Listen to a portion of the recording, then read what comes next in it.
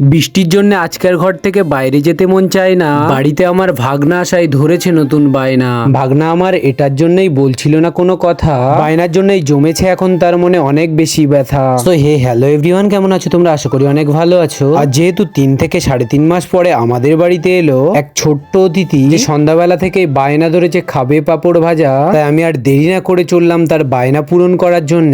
বৃষ্টির মধ্যে দোকানে গিয়ে সবার প্রথম নিয়ে আসলাম তেল। পাপড় বাড়িতে থাকাই তার বায়না পূরণ করার জন্য চাপিয়ে দিলাম কড়াই। তার বায়না পূরণ হচ্ছে এটা শুনে তার মুখে দেখো কত হাসির বড়াই। রাগানোর জন্য বললাম ভাগনাকে দেবো না তাকে আমি। এটা শুনে ভাগনা আমার রাগ করলো চরম। রাগ ভাঙিয়ে কিছুক্ষণ পরে খাওয়ালাম পাপড় গরম। খেতে খেতেই ভাগনা আমার দৌড় দিল জোরে। তাদেরকে অনেক ধন্যবাদ জানাই যারা এই ভিডিওটি দেখেছো এতক্ষণ ধৈর্য ধরে। ভিডিওটি এবার আমাদের করতে হবে শেষ। পাপড় পেয়ে ভাগনা আমার আনন্দে মেতেছে বেশ। তো আজকের ভিডিওটি কেমন হয়েছে অবশ্যই নিচের কমেন্ট বক্সে কমেন্ট করে জানাও আমার প্রিয় বন্ধুরা। ততক্ষণে ফিরে আসছি আমরা আবার নতুন একটা ছন্দে গাথা ভিডিও নিয়ে।